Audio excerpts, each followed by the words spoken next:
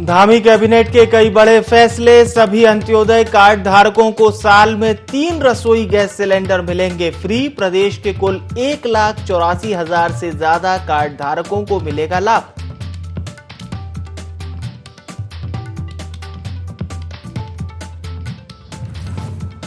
ऊधम सिंह नगर के कई शहरों में छापामारी। पकड़ा गया टाटा नमक के नाम से बेचा जा रहा नॉन ब्रांडेड नमक।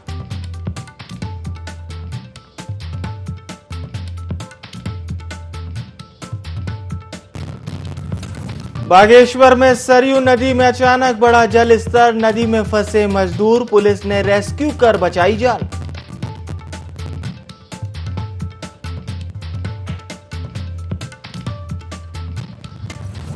रुद्रप्रयाग में चोपता के पास राजमार्ग हुआ ध्वस्त। सड़क का एक हिस्सा खाई में जा गिरा। बनाया जा रहा है वैकल्पिक मार्ग।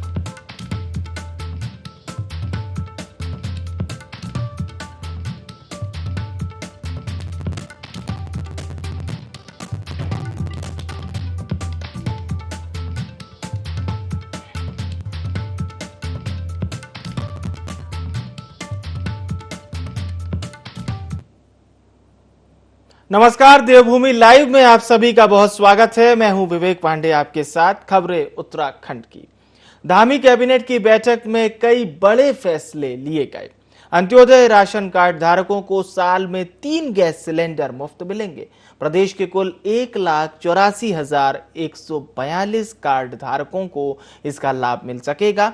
इसके अलावा किसानों को गेहूं खरीद में 20 रुपए प्रति क्विंटल बोनस दिया जाएगा।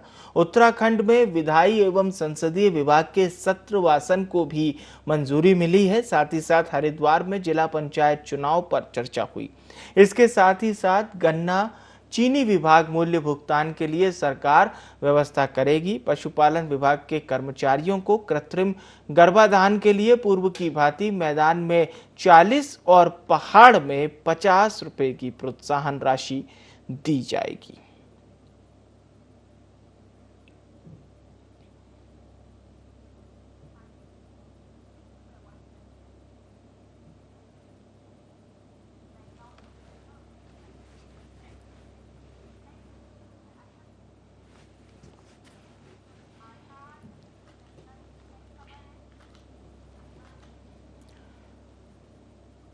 कांग्रेस के एक प्रतिनिधि मंडल ने मुख्यमंत्री पुष्कर सिंह धामी के खिलाफ शिकायत की है।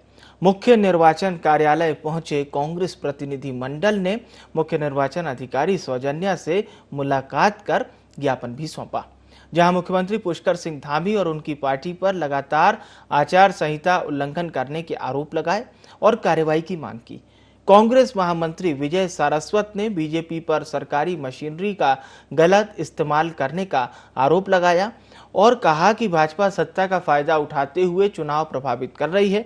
कार्रवाई नहीं होने पर कोर्ट का दरवाजा खटखटाया जाएगा।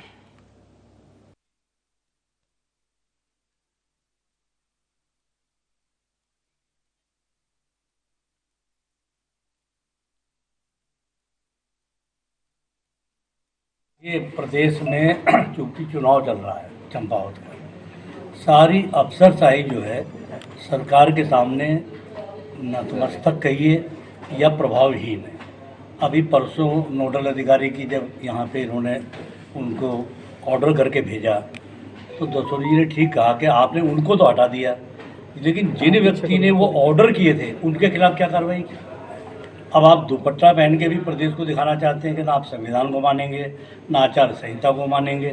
तो हम अब दिल्ली जाएंगे चुनाव आयोग के पास केंद्रीय, और वहां पर भी जोशीमठ नरसिंह मंदिर बाईपास से लोग अपनी जान हथेली पर रखकर यात्रा कर रहे हैं। आपको बता दें कि बद्रीनाथ नरसिंह मंदिर बाईपास पर 100 मीटर सड़क पर लोक निर्माण विभाग द्वारा बिना डामरी कर इसे छोड़ दिया गया है, जिससे वहां पर लोगों को आवाजाही करने में काफी दिक्कतों का सामना करना पड़ रहा है। बुधवार को 2 वाहन इस सड़क पर फंस गए थे, जिससे दूसरे वाहनों को आवाजाही करने में भारी दिक्कतों का सामना करना पड़ा। इसी सड़क से गढ़वाल आयुक्त भी सुबह गुजरे थे, लेकिन इस ओर उनका ध्यान तक नहीं गया। गौरतलब है कि इस सड़क से कई वीआईपी आजकल गुजर रहे हैं, लेकिन इस बाईपास के हालत अभी तक सुधर नहीं पाए।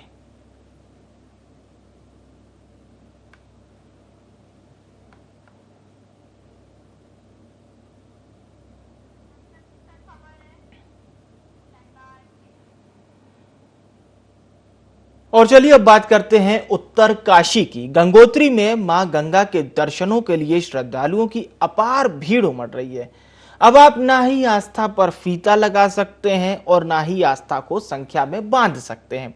यात्रा चरम पर है और उत्साह कई गुना। इस साल चार धाम यात्रा को लेकर श्रद्धालु मां गंगा और मां यमुना में वस्त्र और पूजन सामग्री भी प्रवाहित कर रहे हैं, जिससे कि पवित्र जल प्रदूषित हो रहा है। इसके लिए गंगा विचार मंच के प्रदेश संयोजक लोकेंद्र विष्ट ने तीर्थ यात्रियों से अपील की है कि वह श्रद्धालुओं द्वारा दान की गई वस्तुओं को मंदिर में ही भेंट करवाने के लिए प्रेरित करें। ऐसा उन्होंने तीर्थ पुरोहितों से कहा।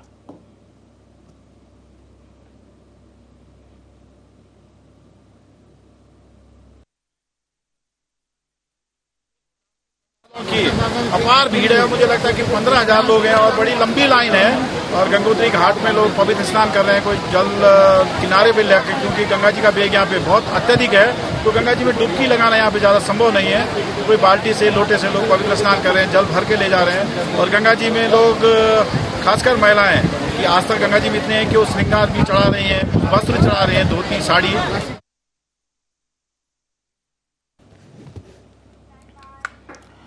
माफियाओं के इशारे पर प्रशासन की नाक के नीचे नदियों में अवैध रूप से रेत, कंक्रीट और पत्थर निकाल रहे नेपाली मजदूरों की जान उस समय आफत में आ गई जब सरयू नदी के जल स्तर में एकाएक वृद्धि हो गई।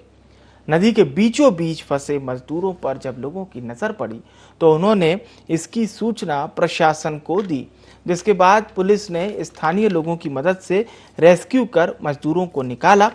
आपको बता दें कि विगत कई दिनों से समय समय पर बागेश्वर जिले के विभिन्न क्षेत्रों में हो रही बारिश से सरयू और गोमती नदियों के जल स्तर में वृद्धि हो गई है, जिसके कारण नदियों में काम कर रहे मजदूरों की जान पर खतरा बना रहता है।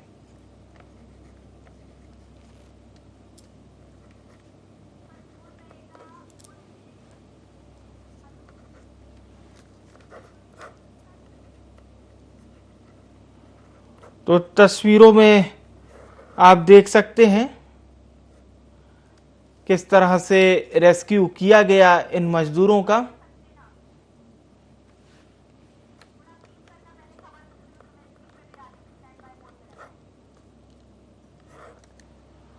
तो आफत में मजदूरों की जान पड़ गई और तस्वीरें ये बताने के लिए पर्याप्त हैं। अब इस खबर पर हमारे साथ पंकज सक्सेना जुड़ चुके हैं। पंकज जी, मैं आपसे जानना चाहता हूं, प्रभारी हैं कुमाऊं से। पंकज जी, इतना जरूर बताइए, तस्वीरों में साफ दिख रहा है किस तरह से मजदूर फंसे थे, रेस्क्यू करने में कितना समय लगा, पहले तो ये मैं आपसे जानना चाहूंगा पंकज जी। देखिए विवेक, बताना चाहूंगा जिस प्रकार से जो अवैध खनन यहाँ पे चलता है, जिसके चलते जो रेस्क्यू है, जो मजदूर थे खनन करते समय फंस गए, उसके बाद लगातार लगभग सुबह से ही रेस्क्यू चल रहा था और अभी भी रेस्क्यू जारी है। कई मजदूर अभी भी फंसे होने की संभावना है। रेस्क्यू लगातार है, लेकिन जिस प्रकार से उत्तराखंड के अंदर अवैध खनन का खेल चल रहा है, प्रशासन पूरी तरह से इसमें नासूक दिखाई दे रहा है। जी विवेक। बिल्कुल, और यही हम विषय भी जानना चाह रहे थे कि ये भी हमें जानकारी मिल रही है कि रेत और पत्थर भी निकाले जा रहे थे उस समय, तो जाहिर सी बात है कि मजदूर अपने इशारे पर तो ये काम कर नहीं रहे होंगे, कोई बड़ा मूवमेंट ही होगा जो पूरे इन मजदूरों को भी मॉनिटर कर रहा होगा, जाहिर सी बात है। देखिए जिस प्रकार से जो बड़ा खेल उत्तराखंड के अंदर, विवेक बताना चाहूंगा, उत्तराखंड के अंदर खनन माफियाओं का बड़ा खेल चलता है। इसमें कहीं ना कहीं जो प्रशासन की मिली भगत होती है, मिली भगत से चलते एक खनन का खेल चलता है। इतना बड़ा मूवमेंट जो चल रहा था सरकार की, कहीं ना कहीं किसी प्रशासनिक अधिकारी या किसी बड़े नेता की जो मिली भगत से खेल चल रहा होगा, जिसके सबसे बड़ा हादसा हो गया। रेस्क्यू अभी लगातार अभी तक जारी है। जी, तो प्रशासन की ओर से क्या रुख अख्तियार किया जा रहा है कि चलिए बहुत अच्छी बात है, आपने रेस्क्यू किया, मजदूरों की जान बचा ली, लेकिन जो इन मजदूरों को कोऑर्डिनेट कर रहे हैं और ये अवैध उत्खनन का काम चल रहा है, इस पर क्या प्रशासन का ध्यान जा रहा है या वो रेस्क्यू करवाने तक ही अभी सीमित दिखाई दे रहा है?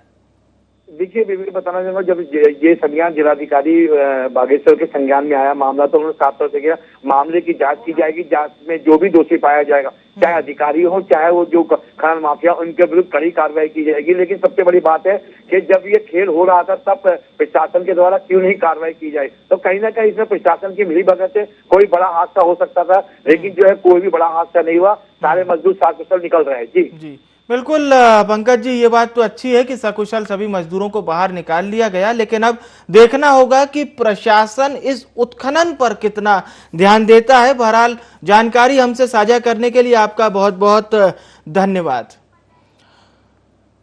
टिहरी के देवप्रयाग में पुलिस ने पुष्पा गैंग के 7 सदस्यों को रंगे हाथों गिरफ्तार किया। ये गैंग टिहरी मलेथा एनएच पर कई किलोमीटर तक लगे क्रैश बैरियर पर अपना हाथ साफ कर रहा था। तभी पुलिस ने इन्हें चौकी डागर में धर दबोचा। इनके पास से पुलिस को 8 लाख की लागत के 48 क्रैश बैरियर मिले। साथ में 2 लग्जरी गाड़ियां भी इनसे बरामद हुई। पकड़े गए आरोपियों में से एक पश्चिम बंगाल का और बाकी के 6 यूपी के रहने वाले हैं।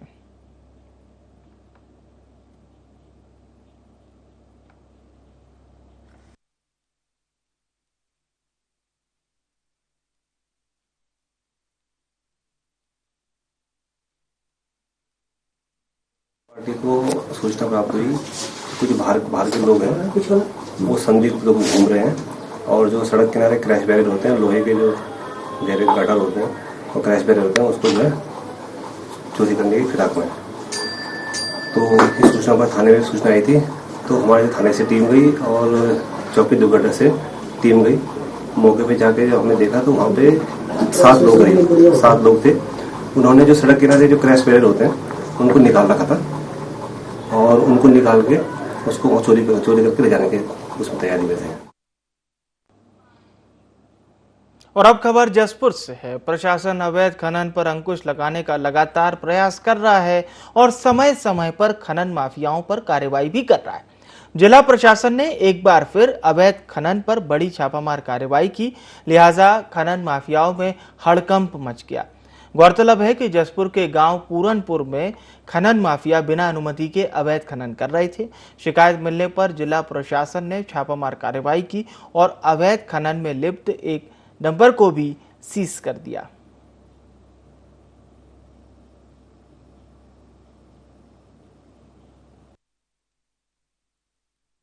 कल अवैध खनन की सूचना मिलने पर पुलिस जो है मौके पर गई, तो वहाँ से एक वाहन बरामद हुआ है जिसमें अवैध खनन सामग्री थी और वो ओवरलोड भी था। तो उसमें कार्रवाई कर दी गई है और उसको सीज कर दिया गया है और खनन की रिपोर्ट भेज दी जाएगी। नदी में जो है खनन की शिकायत मिल रही थी, काफ़ी फ़ोन आ रहे थे कल वहाँ पर, तो इसमें फिर कार्रवाई की गई। उत्तराखंड में इन दिनों 4 धाम यात्रा बड़े जोरों शोरों से चल रही है, जिसके चलते यात्रियों का जमावड़ा लगा हुआ है। अब यात्रा को देखते हुए साइबर गिरोह भी सक्रिय हो चुका है। साइबर ठगी का एक ऐसा ही मामला कोटद्वार थाने में आया, जहां केदारनाथ के लिए हेली सेवा बुकिंग के नाम पर एक व्यक्ति से लगभग 28,000 रुपए की ठगी हुई। पीड़ित ने कोटद्वार साइबर ऑफिस में इसकी शिकायत की। कोटद्वार सीओ ऑपरेशन ने कहा कि पहले भी एक केस श्रीनगर में आया था, जिसकी जांच चल रही है। साथ ही श्रद्धालुओं से अपील करते हुए कहा कि ऑनलाइन बुकिंग करने से पहले ये जांच लें कि उनकी ऑफिशियल साइट है या नहीं।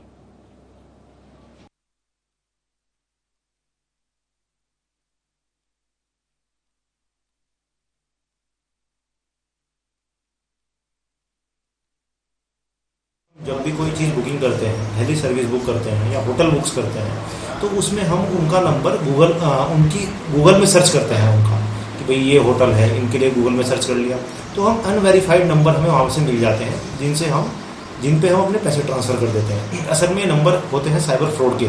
हमारी जो केसेस हैं इनमें हम अपनी इन्वेस्टिगेशन कर रहे हैं, लेकिन मेरा आप लोगों से भी यह अनुरोध रहेगा, सारे श्रद्धालु से यह अनुरोध रहेगा कि वो सिर्फ वेरीफाइड साइट्स या वेरीफाइड नंबर से ही अपना कोई भी हेली सर्विस का टिकट हो, होटल का टिकट हो या कोई भी धर्मशाला का टिकट हो, वेरीफाइड नंबर से ही बुक कराए। अगर आपके साथ कोई साइबर फ्रॉड होता है तो तुरंत उसकी रिपोर्ट 1930 नंबर पर दर्ज कराए।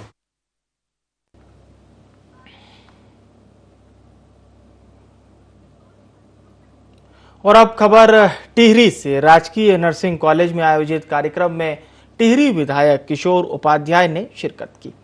इस मौके पर विद्यार्थियों ने रंगारंग कार्यक्रम पेश किए, जिसके बाद विधायक ने बेहतर कार्य करने पर स्टाफ को सम्मानित किया। वहीं कॉलेज मैनेजमेंट की ओर से विधायक से कॉलेज में एमएससी नर्सिंग कोर्स और पोस्ट बेसिक नर्सिंग कोर्स शुरू करवाने के साथ प्लेग्राउंड की मांग की गई, जिस पर विधायक ने सभी मांगों को लेकर कॉलेज प्रबंधन के साथ बैठक कर उच्च अधिकारियों से वार्ता का आश्वासन दिया।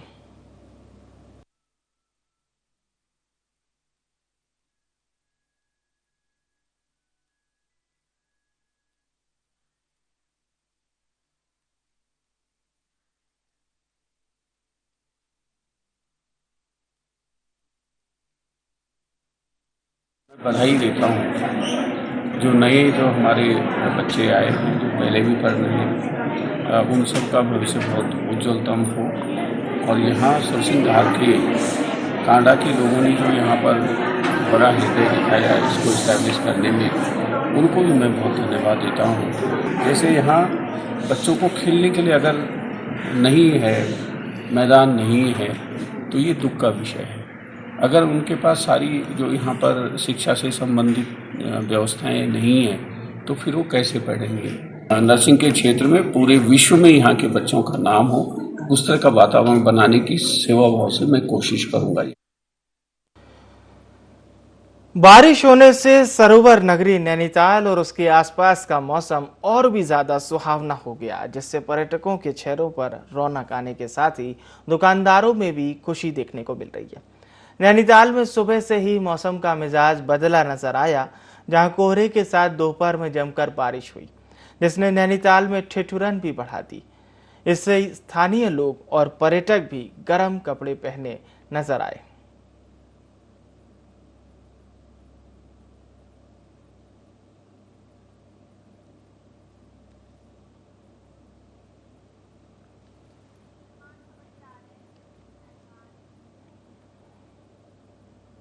उत्तराखंड में इन दिनों अवैध निर्माण और अतिक्रमण पर प्रशासन का बुलडोजर जमकर चल रहा है। खटीमा में हाईकोर्ट के आदेश के बाद सरकारी तालाबों से अतिक्रमण हटाने की कार्रवाई की गई। प्रशासन ने यहां 3 मकानों को ध्वस्त किया। आपको बता दें कि खटीमा प्रशासन सरकारी तालाबों से अतिक्रमण हटाने की कार्रवाई में सख्ती से जुट गया है।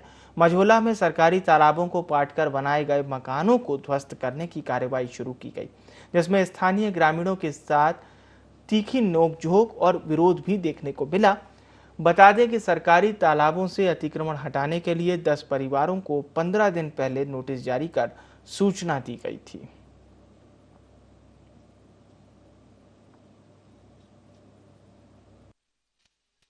टीम बना रखी थी नगर निगम की और राजस्व की। जो अतिक्रमण है उसको चिन्हित कराया। चिन्हित कराने के बाद हमने नोटिस भी जारी किए थे। एक सामूहिक नोटिस जारी हुआ था। डे भी फिक्स किए गए थे। व्यापार मंडल के साथ बैठक की गई। आज जो महाराणा प्रताप चौक से जो किला बाजार रोड है और रतन सिनेमा रोड है, इसमें अभी हमारा अभियान गतिमान है और चल रहा है। जो हमने चिन्हित कर रखे थे वो हटाए जा रहे हैं और जो पक्के निर्माण है उनको ध्वस्त भी किया जा रहा है और ये अभियान लगातार चलता रहेगा।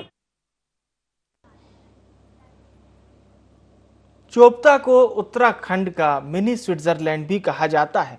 वहीं इसे जोड़ने वाला कुंड ऊखीमठ गोपेश्वर राष्ट्रीय राजमार्ग ध्वस्त हो गया है।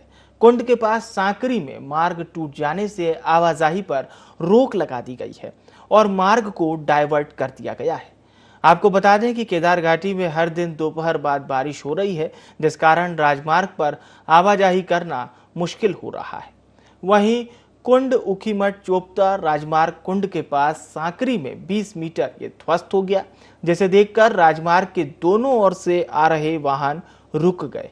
राजमार्ग ध्वस्त होने के बाद पुलिस और एसडीआरएफ की टीम मौके पर पहुंची और राजमार्ग पर आवाजाही को बंद करवाया। आपको बता दें, इसके ध्वस्त होने से यात्रियों और स्थानीयों को कई किलोमीटर की अतिरिक्त दूरी नापनी पड़ रही है। पुलिस प्रशासन ने चोपता आने वाले लोगों को भीरी चोपता मोटर मार्ग और ऊखीमठ जाने वाले लोगों के लिए विद्यापीठ गुप्तकाशी से मार्ग डाइवर्ट किया। ऐसे में लोगों को भी भारी परेशानियों का सामना करना पड़ रहा है।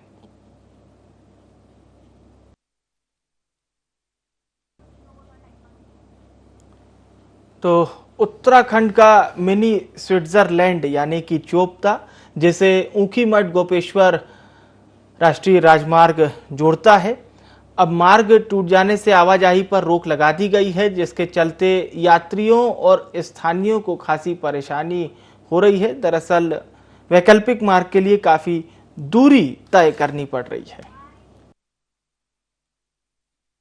हमें सूचना मिली है कि कुंड मोटर मार्ग पर अचानक स्लाइडिंग आ गया है। इसकी सूचना मिलते ही वहां पर एसडीआरएफ और पुलिस वाले जवान और डीडीआरएफ पहुंच चुके हैं और जो मार्ग है वहां पे यात्री रूट उनको डाइवर्ट कर दिया गया है और जान माल की कोई हानि नहीं हुई है। अल्पसंख्यक आयोग अध्यक्ष और राज्य मंत्री डॉक्टर आर.के. जैन कर्णप्रयाग पहुंचे, जहां उन्होंने ब्लॉक सभागार में जनपद स्तरीय अधिकारियों की एक बैठक ली। इस बैठक में अल्पसंख्यक समुदाय के लिए बनी केंद्रीय और राज्य योजनाओं की समीक्षा की गई। इस दौरान कर्णप्रयाग विधायक अनिल नौटियाल भी मौजूद रहे। विधायक ने अल्पसंख्यकों के लिए बनी कल्याणकारी योजनाओं की जानकारी दी और सरकार की उपलब्धियां गिनाई।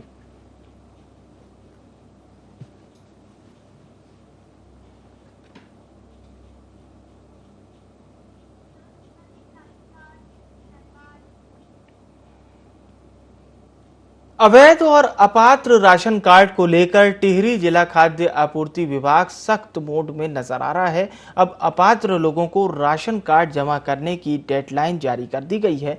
जिनका राशन कार्ड राष्ट्रीय खाद्य सुरक्षा अधिनियम का उल्लंघन करता है, उन्हें जमा करने के लिए 31 मई तक का समय दिया गया है। क्षेत्रीय खाद्य अधिकारी आपूर्ति और जिला आपूर्ति कार्यालय में अब इसे जमा करवा सकते हैं। 31 मई के बाद बड़ा अभियान चलाकर एफआईआर दर्ज कर वसूली की जाएगी।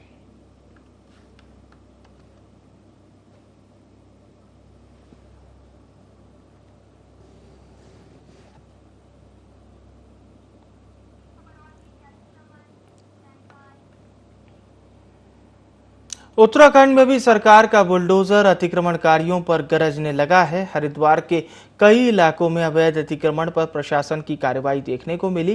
पुलिस और प्रशासन की टीम बुलडोजर लेकर हर की पौड़ी इलाके में पहुंची और दुकानों के आगे सड़कों पर किए गए अतिक्रमण हटाए गए। इस दौरान कुछ व्यापारियों ने प्रशासन की कार्रवाई का विरोध किया, लेकिन पुलिस के आगे किसी की एक न चली।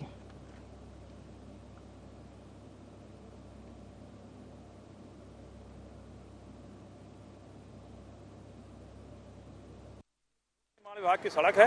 लोक निर्माण विभाग के अधिशासी अभियंता को निर्देशित किया गया था कि आप पहले इसका चिन्हीकरण करें, जितने भी अतिक्रमण है उसको चिन्हीकरण करते हुए और रेड पेंट से उसका मार्क करें। तो उसको मार्क कर दिया गया और आज की तिथि नियत की गई थी 11 बजे कि आज 11 बजे से अतिक्रमण हटाया जाएगा। उसी के परिणाम स्वरूप आज जो है जेसीबी और ये सारे ट्रक वगैरह के द्वारा जो हम लाए हैं और अतिक्रमण हटा रहे हैं। ये अब निरंतर कार्रवाई चलेगी, इसलिए अब ये जैसी स्थिति आज हुई है, आज जो आप देख रहे हैं इसी तरह से बना रहेगा, क्योंकि हम अभी कल भी करेंगे, परसों भी करेंगे।